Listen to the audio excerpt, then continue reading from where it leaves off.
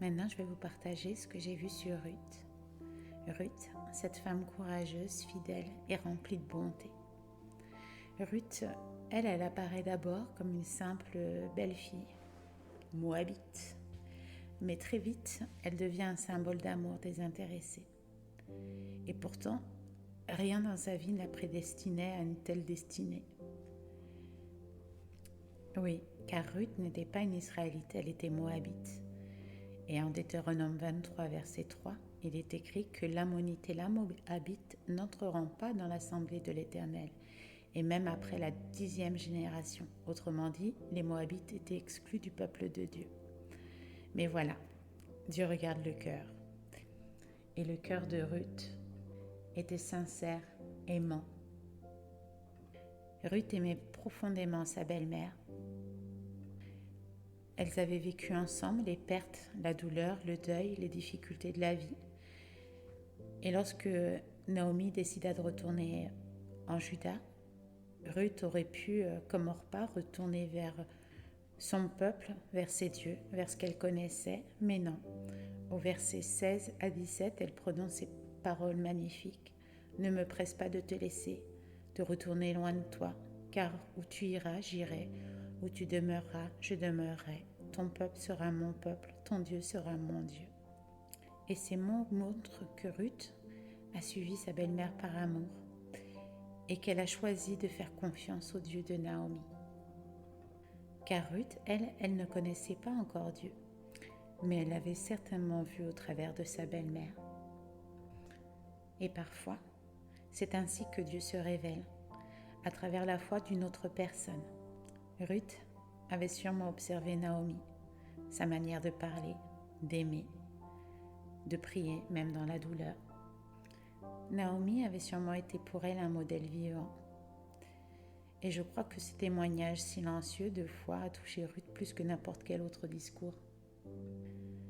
Car la plus grande des prédications, c'est la vie que nous menons. Ruth a vu une femme brisée, mais toujours tournée vers Dieu.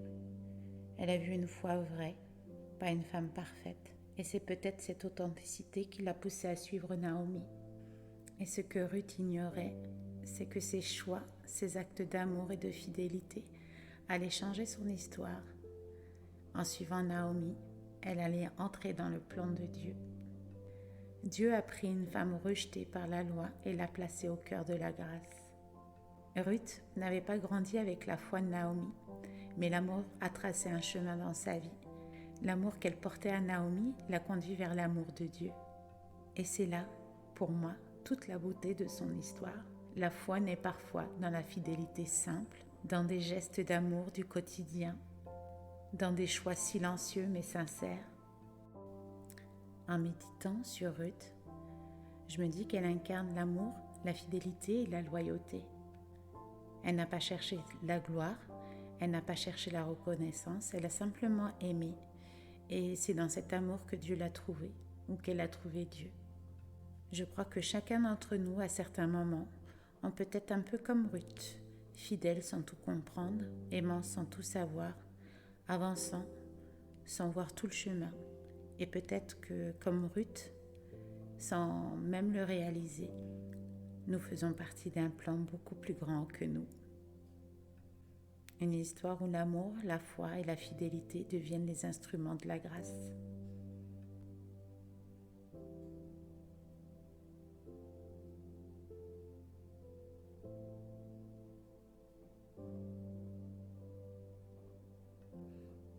Et maintenant, c'est au tour de Orpa. On parle souvent de Ruth, un peu moins de Naomi et presque jamais d'Orpa. Et pourtant, Orpa fait partie de cette histoire. Et sa décision, même si elle est différente, a aussi quelque chose à nous apprendre. Orpa, comme Ruth, avait perdu son mari. Elle aussi pleurait, elle aussi aimait sa belle-mère, elle aussi faisait partie de cette famille endeuillée.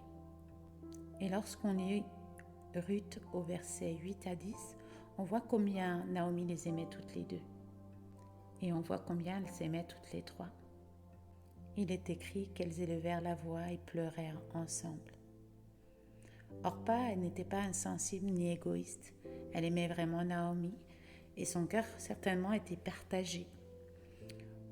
Dans le verset 14, c'est marqué qu'elles élevèrent la voix et pleurèrent encore, et Orpa baisa sa belle-mère. Et ce verset est souvent résumé par Orpa est partie et Ruth est restée. Et je trouve qu'il mérite d'être lu avec un peu plus de douceur. Orpa, elle n'a pas fui, elle a obéi à sa belle-mère, Naomi. Naomi, elle-même, l'avait encouragée à retourner vers son peuple, vers sa mère, vers sa maison. Et Orpa a choisi ce chemin, celui du retour à ce qu'elle connaissait. Ce n'est pas un choix de lâcheté, mais un choix de peur, de l'inconnu, de raison. Orpa était humaine, fatiguée, endeuillée et peut-être découragée. Elle avait tout perdu et le chemin vers Juda représentait l'inconnu, le recommencement. Alors comme beaucoup d'entre nous, elle est retournée à ce qu'elle connaissait, vers un lieu où elle espérait trouver un peu de sécurité, un peu d'amour, un peu de repos, vers la maison de sa mère. Orpa, c'est peut-être le miroir de nous-mêmes. Combien de fois, lorsque la foi nous pousse à aller plus loin, à faire confiance sans voir, nous préférons revenir en arrière, là où nous nous sentons plus à l'aise, plus en sécurité. Et ce n'est pas toujours par manque de foi, mais parfois par fatigue, par peur, par insécurité. Orpa a choisi le connu plutôt que l'inconnu. Et cela fait d'elle juste une femme qui n'était pas prête à tout recommencer. Ce qui me touche avec Orpa, c'est qu'elle ne quitte pas Naomi avec une indifférence. Elle pleure, elle l'embrasse, elle obéit. Son départ n'est pas une rupture dans la colère, mais des adieux douloureux.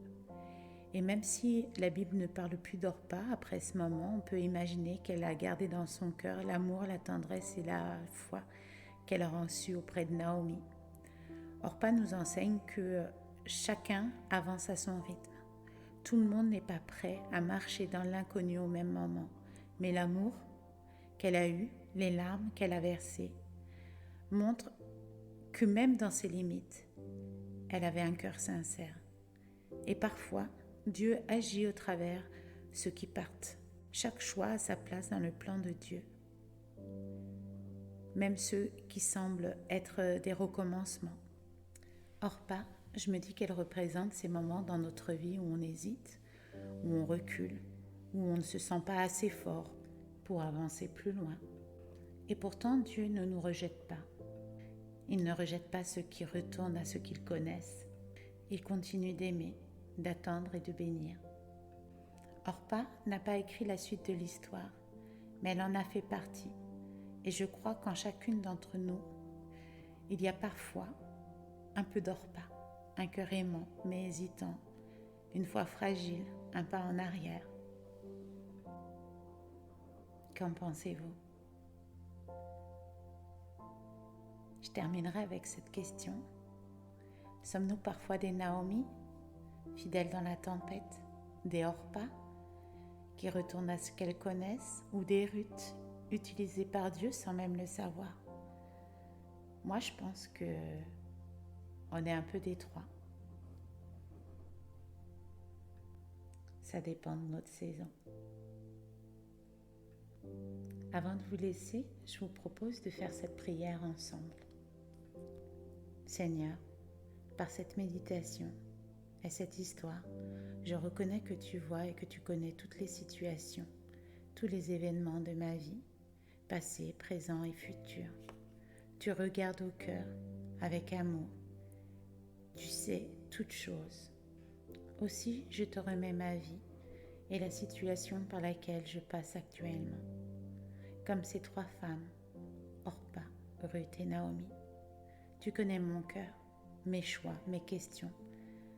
Alors je décide de te faire confiance, car tu agis dans chaque situation pour mon bien et tu es le soutien de ma vie. Je te remercie, je t'aime. Amen.